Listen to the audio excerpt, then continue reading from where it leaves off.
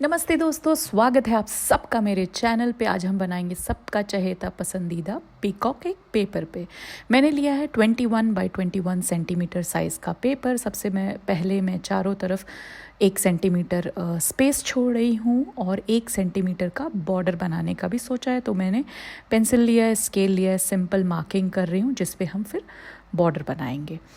तो इस तरह से 1 सेंटीमीटर का आपको स्पेस छोड़ना है। ये जो पेपर है वो 300 GSM का थिक पेपर है, जिसको आप वाटर कलर या वाटर बेस्ड कोई भी पेंट उस पर यूज़ कर सकते हैं। मैंने लिया है एक्रेलिक पेंट का घोल तैयार किया है स्केचिंग के लिए। और मैं इस तरह से सबसे पहले डबल लाइंड बॉर्डर जो हम मिथिला आर्ट या मधुबनी पेंटिंग के लिए बनाते हैं, उस तरह से डबल लाइंड बॉर्डर मैं तैयार कर रही हूँ इस तरह से।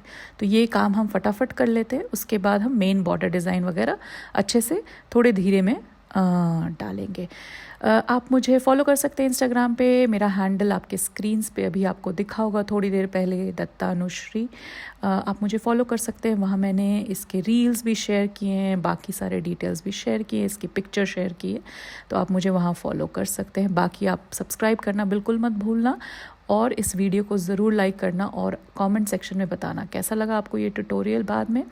और ज़रूर अपने सजेशन शेयर करना, मैं उनको ज़रूर पढ़ती हूँ और वो इंस्पिरेशन देता है मुझे बाकी आपको क्या अच्छा लग रहा है उस तरह हिसाब से जो अलग ड्राइंग बनाने के लिए। ये मैंने हल्का सा पेंसिल से स्केच कर लिया, सिर्फ रेफरेंस लाइंस हैं।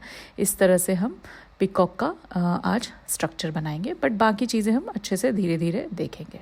तो अब शुरू कर रहे हैं। जो मैंने स्केच तैयार किया था उस हिसाब से एक आपको इस तरह से सबसे पहले बॉडी तैयार करनी है। तो ये आप लगा लो, अगर आपको पता हो जो पेजली होती है ना, पेजली मोटिव, उसी को इंस्पिरेशन लेकर ये बॉडी का स्ट्रक्चर मैंने तैयार किया है, जिसको मैं अब डबल लाइन कर रही हूँ। ठीक है, तो ये आपको ध्यान देना है। अच्छा सा पेजली, एलिगेंट सा पेजली बहुत ज़रूरी है। ये बॉडी जितना आपका एलिगेंट होगा उतना अच्छा आपका पीकॉक दिखेगा बाद में। फिर मैं उसके ऊपर ये छोटे छोटे सेमी सर्कल्स वाले पैटर्न डाल रही हूँ। उससे क्या होता है, आपका जो भी डिज़ाइन है वो बहुत हाईलाइट हो जाता है। और उसको मैंने ब्लैक कलर से भर दिया। ये ब्लैक एक्रेलिक पेंट है, इसकी जगह पे आप इंक भी यूज़ कर सकते हैं। इंक से भी निब को डिप करके यूज़ कर सकते हैं। लिंक जो है मैंने निब का और इंक का सब लिंक जो है मैंने डिस्क्रिप्शन बॉक्स में डाल रखा है, आप वहाँ जाकर चेकआउट कर सकते हैं। पेपर का भी लिंक डाला है। ये सब चीज़ें मैंने इंडिया में परचेज़ की थी, तो सारे लिंक्स जो है वो अमेज़ॉन इंडिया के हैं। आजकल काफ़ी मेरे जो स्टूडेंट्स हैं उन्होंने बताया है कि ये निब अवेलेबल नहीं है एट द मोमेंट अमेज़ॉन पे, पर मैं आपको रेकमेंड कर सकती हूँ। मैंने जब से ये परचेज़ किया है, अभी हाल में ही परचेज़ किया है, and it is very good. बहुत अच्छा निब है ये, काफ़ी अच्छा चलता है। कई लोगों को ये फ्लिपकार्ट पे भी मिला था, आप चेक कर सकते हो कहाँ पे आपको ये अवेलेबल है। बट एट द मोमेंट ये कहीं भी अवेलेबल नहीं दिख रहा है, बट आपको अगर हो तो आप चेकआउट कर सकते हो या थोड़ा वेट कर सकते हो। इसको तब तक आप पेन से भी प्रैक्टिस कर सकते हो। बट ऑथेंटिक तरीका जो है वो इस तरह से निब से ही बनाने का है, या ब्रश का भी इस्तेमाल कर सकते हैं अगर आपके पास निब अवेलेबल ना हो तो। ब्रश और एक्रेलिक पेंट भी इस्तेमाल कर सकते हैं। सिर्फ डिफरेंस क्या है कि जब आप ब्रश यूज़ करते हैं तो आपका पेंट का कंसिस्टेंसी थोड़ा सा थिक होना चाहिए और निब के साथ आपका कंसिस्टेंसी थोड़ा सा पतला होना चाहिए। सब्सक्राइब करना मत भूलना, लाइक ज़रूर मारना इस वीडियो को, ताकि ये ज़्यादा से ज़्यादा लोगों तक पहुँचे। और काफ़ी लोगों को मैंने देखा है वो सब्सक्राइब नहीं किए बिना वॉच तो कर रहे हैं मेरे वीडियोज़ को, पर सब्सक्राइब नहीं करते। ऐसे भी फ्री ऑफ कॉस्ट है, कर लो, मेरे लिए अच्छा हो जाएगा, मेरे चैनल को ग्रोथ मिलेगी, तो मेरे लिए भी मोटिवेशन रहेगा ताकि मैं और ज़्यादा वीडियोज़ बना सकूँ आपके लिए। उसी वजह से कई यूट्यूबर्स का जो है ना मोटिवेशन डाउन हो जाता है जब लोग सब्सक्राइब नहीं करते, लाइक नहीं करते, उसको उतना रिस्पांस नहीं मिलता है, तो जो यूट्यूबर है उसका जो है मोटिवेशन चला जाता है। तो इस तरह से आप हमें हेल्प कर सकते हैं एक्चुअली मोटिवेट करने के लिए, कमेंट करके, लाइक करके, फॉलो करके, है ना, ताकि आप हमें मोटिवेट कर सकें और सारे वीडियोज़ बनाने के लिए। तो चलो आगे बढ़ते हैं। इस तरह से सबसे पहले मैंने ढांचा तैयार कर लिया पिकॉक का, जो मैंने बनाया ऐसे दोनों साइड से विंग्स और बीच में पेजली जैसा मोटिव, सब पे वो सेमी सर्कल वाले पैटर्न से हाईलाइट किया है। उसके बाद मैं इस तरह से जो है ना चारों तरफ से एकदम से आपको ध्यान देना है कि दोनों विंग्स को कवर करे ये जो बड़ा सा गोल जैसा आकार, उसको फिर मैं सेमी सर्कल का थोड़ा और ज़्यादा डिज़ाइन कर रही हूँ उसको थोड़ा, ताकि वो और ज़्यादा सुंदर दिखे। इस तरह से दोनों विंग्स को कवर करना चाहिए बराबरी से दोनों साइड। वापस उसको डबल लाइन करना है, हर चीज़ को डबल लाइन करना है। डबल लाइन जो होती है वो मिथिला आर्ट का इम्पॉर्टेंट एलिमेंट है, हर जगह हम डबल लाइन का इस्तेमाल करते हैं। उसकी मैंने कई बार अपने वीडियोज़ में एक्सप्लेन किया है, उसका जो है ट्रेडिशनल इम्पॉर्टेंस भी है, प्रैक्टिकल अगर सिग्निफिकेंस देखें तो वो सेपरेट करता है एक कलर को दूसरे कलर से या एक पैटर्न को दूसरे पैटर्न से। ये तो हो गई प्रैक्टिकलिटी वाली बात।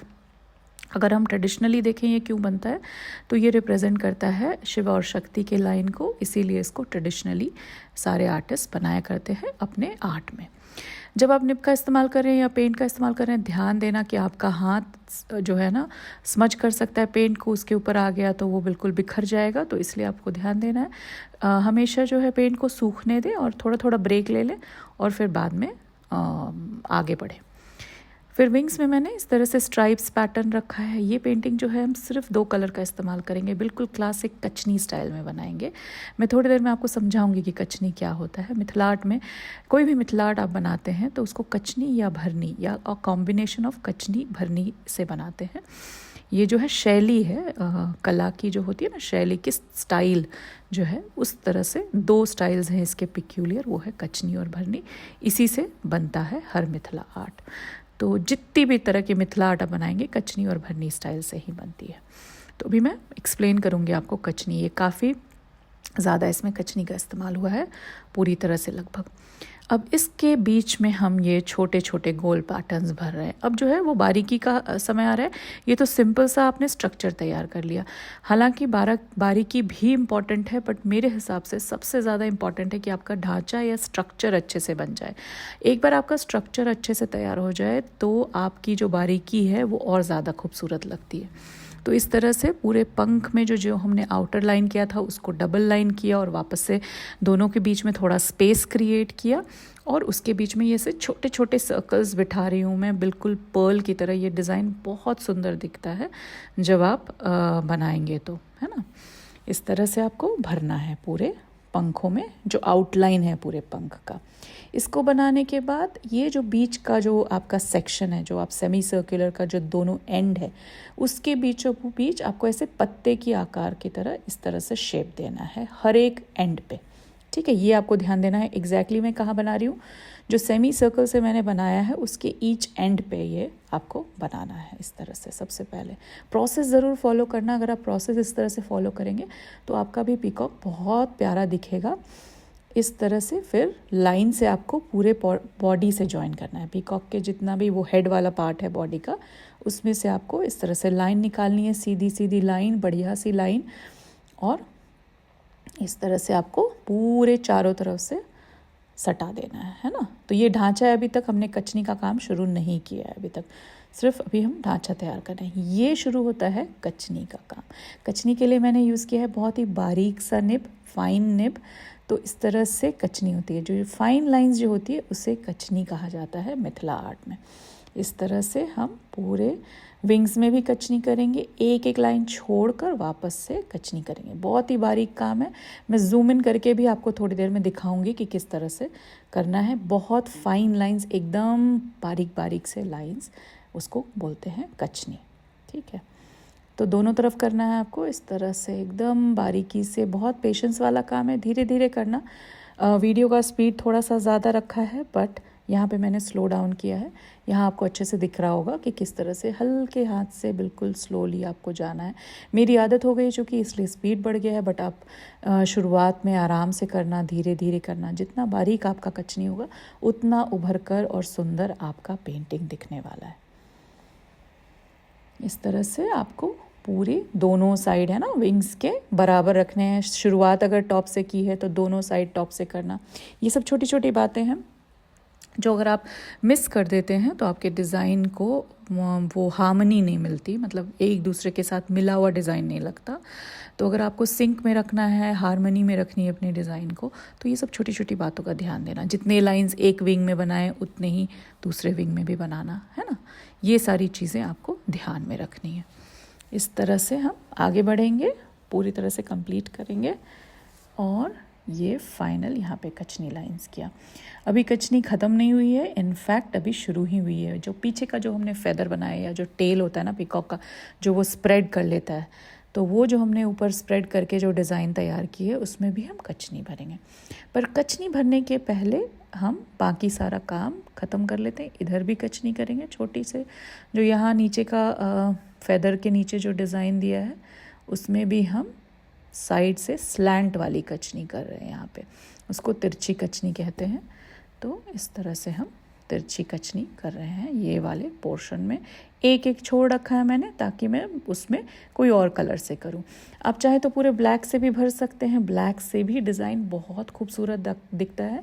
मिथिला आर्ट जो क्लासिक कचनी वर्क होता है वो मोनोटोन्स में होता है। इसका मतलब एक कलर में होता है, जैसे कि ब्लैक, ज़्यादातर ब्लैक में होता है या फिर ब्लैक और रेड, तो दोनों को मिलाकर होता है। तो इस तरह से आप कर सकते हैं। तो यहाँ सेम टू सेम हम वापस से रिपीट कर रहे हैं ये कचनी को और आगे बढ़ रहे हैं। एक एक छोड़कर बिल्कुल हार्मनी में रखना है, बिल्कुल सिंक में रखना है। कचनी का डायरेक्शन चेंज नहीं होना चाहिए। जिस डायरेक्शन में आपने शुरुआत की थी वही डायरेक्शन आपको रखना है। नेक्स्ट हम स्टार्ट करेंगे इस तरह से लाइंस बनाने से, ठीक है। तो वो जो हमने लाइन बनाया था ना, जो लीफ जैसा पैटर्न उसको कनेक्ट किया था फेदर में, उनके बीचों बीच वही थिन निब से लाइन बनाएंगे। ये ध्यान रखना है आपको, इस बात का बहुत ध्यान रखना है कि थिक और थिन का कॉम्बिनेशन होना चाहिए। जो हमने लीफ के साथ लाइन अटैच की थी वो थिक वाले निब से बनाया है और ये थिन। अब ऐसा नहीं है कि आप थिक से भी बना देंगे तो कोई गड़बड़ हो जाएगी, जस्ट है कि और ज़्यादा खूबसूरत लगेगा और ज़्यादा हाईलाइट होगी वो चीज़, इसीलिए मैं बोल रही हूँ थिक और थिन। और इन दोनों के बीच में अब आपको कचनी से भरना है। यहाँ पे कचनी का ख़ास ध्यान रखना है, जो ये लाइन बीच की है वो रेफरेंस है और बिल्कुल आपको दोनों ऑपोजिट साइड में तिरछी कचनी करनी है, स्लैंट। तो एक साइड से आप, मैं जूम इन करके आपको दिखा रही हूँ, इस तरह से कचनी जो है बहुत बारीक दिख रहा है आपको, किस तरह से भर रहे हैं हम कचनी से, एकदम बारीक लाइंस होनी चाहिए। और डायरेक्शन मैं हमेशा चेंज कर रही हूँ, जैसे आगे मूव करती हूँ डायरेक्शन चेंज कर देती हूँ तिरछी कचनी का। ये आपको अच्छे से ऑब्जर्व करो, अच्छे से देखो कि किस तरह से हम कर रहे हैं ना। जितना आप इस तरह को फॉलो करोगे ना, डायरेक्शन को एकदम बराबर से हार्मनी में रखोगे, उतना अच्छा और उतना ज़्यादा उभर कर आपका डिज़ाइन दिखने वाला है, ठीक है। तो इस तरह से पूरा जो बैकग्राउंड है ना फेदर का, जितना भी ये स्पेस जो है उसको हमको इस तरह से भरते जाना है। जैसे जैसे हम भरते जाएंगे वैसे वैसे और ज़्यादा खूबसूरत दिखेगा, जैसा आपको दिख रहा है अभी। ध्यान देना है एक बात का, खासकर कि पतले निब से करना या फिर बारीक पेन से करना, कोई भी अगर आप पेन का इस्तेमाल कर रहे हो तो 0.4 या 0.5 mm का थिकनेस हो तो वो बेटर है। और जो आउटलाइन है उसको आप थोड़ा मोटे पेन से या थोड़े से थिकर पेन से, जो टिप है पेन का, उससे कर सकते हो। तो इस तरह से भरते जा रहे हैं। देखो कितना सुंदर दिख रहा है, सिर्फ ये कचनी में बन रहा है ये पेंटिंग, और कितना ज़्यादा खूबसूरत दिख रहा है। कम से कम भरनी का इस्तेमाल होगा इस पेंटिंग के लिए, ज़्यादातर कचनी ही इसको कहेंगे ओवरऑल। इसको ख़त्म करने के बाद मैं एक और लाइन वो सेमी सर्कल वाला डाल रही हूँ, कुछ और डिज़ाइन करूँगी, क्योंकि ये जो फेदर है ना पूरा टच होना चाहिए, दोनों विंग्स के वन एंड से लेके दूसरे एंड तक होना चाहिए। तो ये आपको ध्यान देना है कि दोनों तरफ वो एंड होना चाहिए ये पीकॉक का जो फेदर है, ठीक है। तो इस तरह से आपको और हम बनाएंगे, और तब तक ना उसको सूखने देते हैं या फिर तब तक और बॉर्डर का भी डिज़ाइन कर लेते हैं, वरना वो रह जाएगा, है ना। और इस तरह से मैं सिंपल सा बॉर्डर रख रही हूँ, बॉर्डर में कुछ खास नहीं कर रही, इस तरह से डिज़ाइन बना रही हूँ बॉर्डर का। दोनों कॉर्नर्स को जो हमने कट किए थे उसमें प्लस का साइन, फिर क्रॉस का साइन, और फिर चारों तरफ से ऐसे फ्लोरल पैटर्न से कनेक्ट कर लेना। ये बॉर्डर कई बार दिखाया मैंने अपने चैनल पे, ये काफ़ी ट्रेडिशनल बॉर्डर है। तो इस तरह से प्लस साइन, क्रॉस सेट, बीच में थोड़ा सा गोल्ड डार्क कर दो और चारों तरफ से फ्लोरल करके डार्क कर दो। यही है बॉर्डर, सिंपल है बिल्कुल। और फिर हम यहाँ पे वापस से वो सेमी सर्कल पैटर्न डाल रहे हैं जो फेदर है। ये बॉर्डर का सिर्फ आउटलाइन अभी कंप्लीट किया है, बॉर्डर की डिज़ाइन भी मैं आपको अभी दिखाऊंगी कि कैसे क्या करना है। पहले हम ब्लैक ख़त्म करेंगे और एक और कलर आज इस्तेमाल करेंगे, वो है रेड। तो ब्लैक पहले ख़त्म कर लेते हैं चारों तरफ से इसको बॉर्डर में। और याद रखना है कि नीचे तक यहाँ पे अड़ रहा है दोनों बॉर्डर से, तो उसको छोड़ देना है वहीं पे और वापस कंटिन्यू करना है जिस तरफ भी आपका वाइट स्पेस दिख रहा है ना, इस तरह से। तो वो वहाँ पे ख़त्म हो रहा था बिकॉज ऑफ बॉर्डर, वो वहाँ पे फेदर एंड हो रहा है, तो उसको रहने देंगे वैसे ही और इसको बाकी शुरुआत करेंगे। डबल लाइन कर देंगे इस चीज़ को, ठीक है। तो थोड़ा सा और वाइट स्पेस चूँकि विंग्स पे बच रहा है तो एक और लाइन लेयर हम डाल देंगे, है ना। इस तरह से डबल लाइन करने के बाद एक और लेयर डालेंगे हम वो सेमी सर्कल के, ठीक है। उसको थोड़ा सा और एक और लेयर बना देंगे ताकि वो और अच्छा दिखे। वापस से एक लाइन इस तरह से गोल आकार देने के लिए और एक डबल लाइन बॉर्डर के लिए। तो इस तरह से हम एंड करेंगे। जो पिकॉक का पूरा जो टेल है या फिर जो पीछे का फेदर है जो हम बना रहे हैं अभी, उसको इतने लेयर्स ऑफ डिज़ाइन से हम एंड करेंगे ताकि वो कंप्लीट हो जाए ना, विंग्स पे कुछ पोर्शन ना बच जाए। इसीलिए ये और ज़्यादा मैंने थोड़ा एक्सटेंड कर दिया है इसको इस तरफ से। देखो अभी विंग्स पे कंप्लीट हो रहा है ना पूरी तरह से, कहीं भी वाइट स्पेस नहीं बचा है। तो ये मेरा एम है और इसीलिए मैंने उसको एक्सटेंड किया है। वापस इस बॉर्डर में भी पीछे कचनी करेंगे। इसको स्ट्रेट लाइन कचनी है यहाँ पे, बहुत फाइन वर्क है, एकदम से स्ट्रेट लाइन वाली कचनी है यहाँ पे, ठीक है। बारीक काम है, जितना एकदम कुछ नहीं है, वो लाइन लाइन बनानी है आपको, एकदम से फाइन लाइंस बनानी है, ठीक है। तो यही है यहाँ पे आपको करना है, पूरी तरह से शेड कर देना है एंड तक, दूसरे एक बॉर्डर से लेके एक छोर से लेके दूसरे छोर तक, ठीक है। ये पूरा बॉर्डर का आउटलाइन, जो बाकी स्पेस है हम उसको डिज़ाइन से भरेंगे, ठीक है। इस तरह से आपको करना है।